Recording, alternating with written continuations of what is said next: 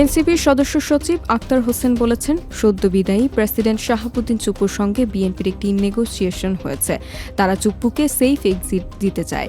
আজ দুপুরে কুষ্টিয়ার ইসলামী বিশ্ববিদ্যালয়ের বর্ষা বিপ্লবের স্মৃতিচারণ শীর্ষক আলোচনা সভা ও সাংস্কৃতিক অনুষ্ঠানে সাংবাদিকদের এক প্রশ্নের জবাবে তিনি জানান, অনেকেই বলছেন সংবিধানের ৫১ অনুচ্ছেদ অনুযায়ী সাবেক প্রেসিডেন্ট চুপ্পুর বিরুদ্ধে কোনো ব্যবস্থা নেওয়া যাবে না, কিন্তু এটি ভুল কনসেপ্ট। এমনকি রাষ্ট্রপতি পদ থেকে যখন কেউ সরে আসেন তখন কিন্তু তার বিরুদ্ধে সব ধরনের আইনি পদক্ষেপ গ্রহণ করা যায়।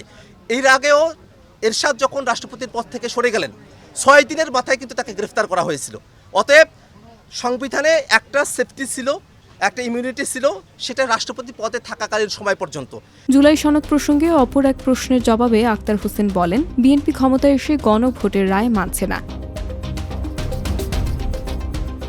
অনুষ্ঠানে এনসিপির মহিলা MP doctor Mahmuda Mitu, NCP নেতা সরোয়ার তুষার, ছাত্র শক্তির সভাপতি জাহিদ আহসান সহ সংগঠনের বিভিন্ন স্তরের নেতারা বক্তৃতা করেন। শাহাবুদ্দিন চুপ্পু গণহত্যার সময়টাতে তার যে ভূমিকা, একটা কমান্ড রেসপন্সিবিলিটির জায়গা থেকে তিনি এইটাকে নিবৃত্ত করতে পারতেন, কিন্তু নিবৃত্ত করার উদ্যোগ নেন নাই, বরং শেখ হাসিনার সহযোগী হিসেবে ভূমিকা পালন করেছেন।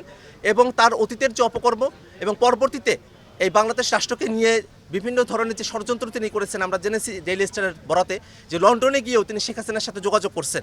এই বাংলাদেশ রাষ্ট্রটিকে যদি সত্যিকার অর্থে সামনের দিকে অগ্রসর করতে হয়, তাহলে গণভোটের রায় অনুযায়ী সংবিধান সংস্কার পরিষদ গঠন করে সাংবিধানিক যে পরিবর্তনগুলো আছে সেগুলোকে টেকসইভাবে অন্তর্ভুক্ত করতে হবে।